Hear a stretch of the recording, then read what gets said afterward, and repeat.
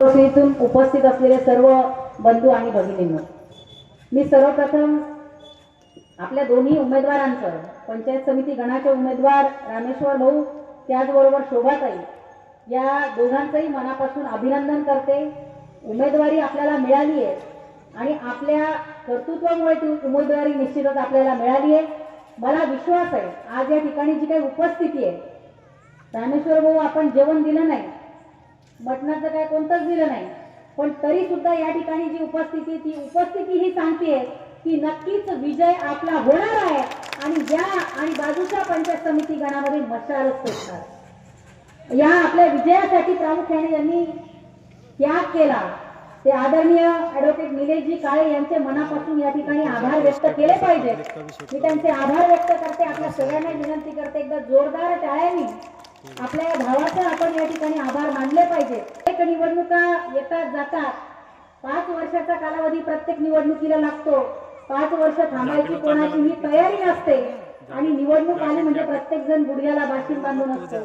अशा परिस्थितीमध्ये निलेश भाऊंना ज्यावेळी विनंती केली गेली, विरोधी पक्ष नेते आदरणीय अंबादास दानवे आणि त्याचबरोबर आदरणीय खासदार कल्याणरावजी काळे साहेब या दोघांच्याही विनंतीला मान देऊन आणि आपल्या पंचायत समिती गणाचं भविष्य लक्षात घेता दोघांमध्ये जर त्या ठिकाणी ताळ आला, दोघंही जर एकमेकांच्या विरोधात उभे राहिलो तर आपल्याच मतांची विभागणी होईल हे लक्षात आल्यामुळे मोठं मन दाखवत निलेश भाऊंनी त्या ठिकाणी आपली उमेदवारी मागे घेतली। त्यांचं मनापासून खूप खूप कौतुक आणि अभिनंदन।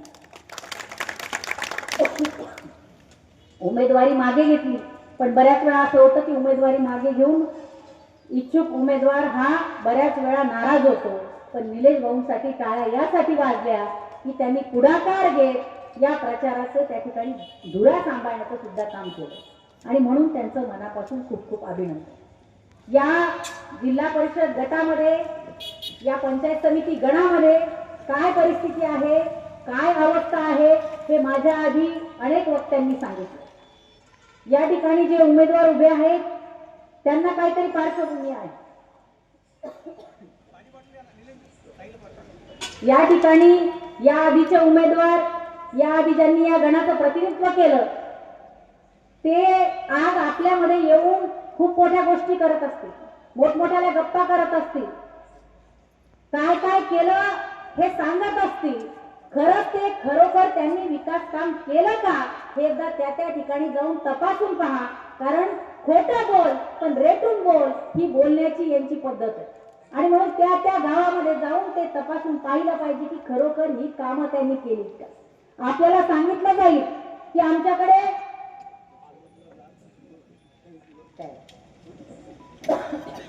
आपल्याकडे मोठी मोठी आश्वासनं घेऊन लोक येतील, मोठमोठ्या गप्पा करतील, पण त्या आश्वासनांना आणि भूलथापांना बळी पडायचं का काम करणाऱ्याच्या मागे राहायचं हे ठरवण्याची बांधवांनो ही वेळ। आणि आज नाही ठरवलं तर पुढची 5 वर्ष पुन्हा पश्चाताप करावा लागेल। आज या ठिकाणी मोठमोठाली पार्श्वभूमी असलेले उमेदवार रिंगणामध्ये उभे आहेत, मोठमोठे घराणे असलेले उमेदवार उभे आहेत, ज्यांच्या कदाचित पिढ्यांमध्ये मोठमोठाली पदं भूषवली गेली असतील। काही उमेदवार आहेत जे व्यावसायिक म्हणून या ठिकाणी काम करतात, काही उमेदवार आहेत ज्यांना पार्श्वभूमी आहे ती ठेकेदारीची पार्श्वभूमी आहे। म्हणजे असे उमेदवार तुम्ही जर निवडून द्याल तर ते काय करणार आहे, ते काम घेतील, ते ठेका स्वतः घेतील आणि त्या कामामधून पैसे उडवून तुमचं काम निकृष्ट दर्जाचं करून पुन्हा स्वतःचं घर भरण्याचं काम करतील। आम्ही शिवसेना उद्धव बाळासाहेब ठाकरे पक्षाने उमेदवार कसा दिलाय, आमचा उमेदवार तुमच्या समोर आहे, आमचा उमेदवार तुमच्यात नाही, आमचा उमेदवार 24 तास तुमच्यासाठी उभा राहणार आहे आणि आमचा उमेदवार हा भूमिहीन असूनही आपल्या कष्टकरी समाजाची जाण ठेवणार आहे। आमचा उमेदवार तुमच्या प्रत्येक हाकेला ओ देणार आहे आणि त्याची प्रचिती इथं बसलेल्या सगळ्यांनी घेतली। तुम्ही केव्हाही फोन करा, तुम्ही केव्हाही बोलवा, रामेश्वर भाऊ त्या ठिकाणी दुसऱ्या मिनिटाला तुमच्या कुठल्याही कामासाठी हजर राहतात।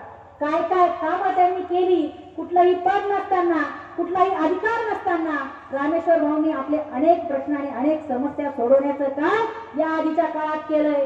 जर पद नसेल तरीही जो माणूस केवळ आणि केवळ शिवसेना उद्धव बाळासाहेब ठाकरे या पक्षाच्या ताकदीवर आदरणीय शिवसेना पक्षप्रमुख उद्धव बाळासाहेब ठाकरे यांच्या नेतृत्वामध्ये काम करून दाखवू शकतो, त्या माणसाला जर आज आपण पदावर बसवलं तर तो माणूस निश्चितच या गणाचा कायापालट केल्याशिवाय राहणार नाही आणि ते करण्याची ताकद या माणसाच्या मनगटामध्ये देण्याचं काम येणाऱ्या 7 तारखेला आपल्याला सगळ्यांना करायचं आहे.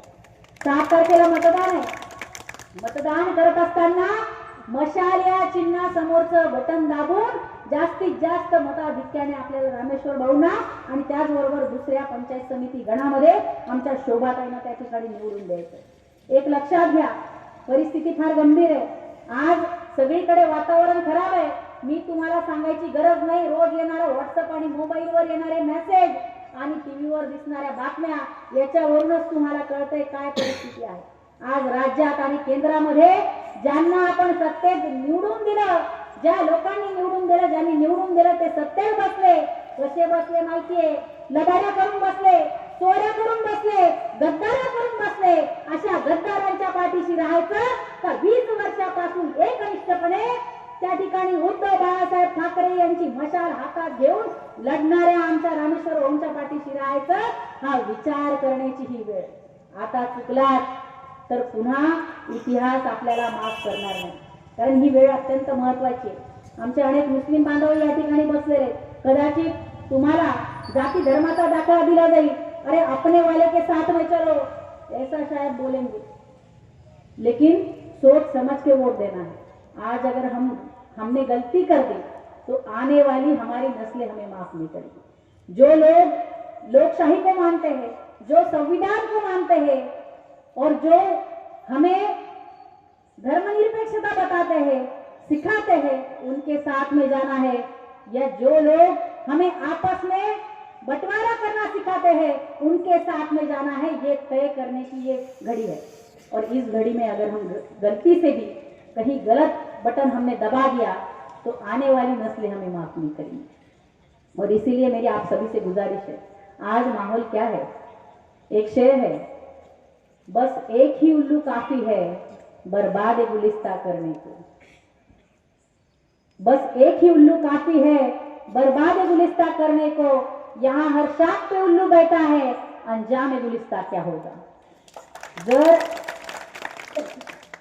ज्यांना काही कळत नाही, ज्यांना कळतं पण वळत नाही आणि ज्यांचा आणि विकासाशी काहीही घेणं देणं नाही, अशा लोकांच्या हातामध्ये जर सत्ता दिली, अशा लोकांच्या हातामध्ये जर पंचायत समिती जिल्हा परिषदेची चाबी दिली तर ही लोक काय बट्ट्याबोळ करून ठेवतील हे आज आपल्याला दिसतंय. कारण आज राज्यात आणि केंद्रामध्ये काय अवस्था करून ठेवली आहे आपण उघड्या डोळ्यांनी पाहतो.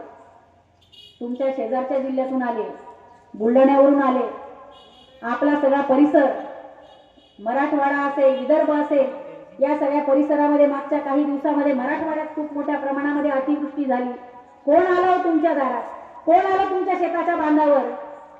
शिवसेना पक्ष प्रमुख आदरणीय उद्धव बाळासाहेब ठाकरे, ज्यांच्याकडे आज पद नाही परंतु तरीही उद्धव बाळासाहेब ठाकरे हे प्रत्येक शेतकऱ्याच्या बांधावर गेले, त्याच्या नुकसानीची पाहणी केली आणि तुम्ही आम्ही सगळ्यांनी पाहिलं की प्रत्येक शेतकरी असं म्हणत होता की साहेब आज तुम्ही मुख्यमंत्री पाहिजे होता. का म्हणत होता? कारण उद्धव बाळासाहेब ठाकरे हे एकमेव असे मुख्यमंत्री आहेत की ज्यांनी जो शब्द दिला तो पाळला. केवळ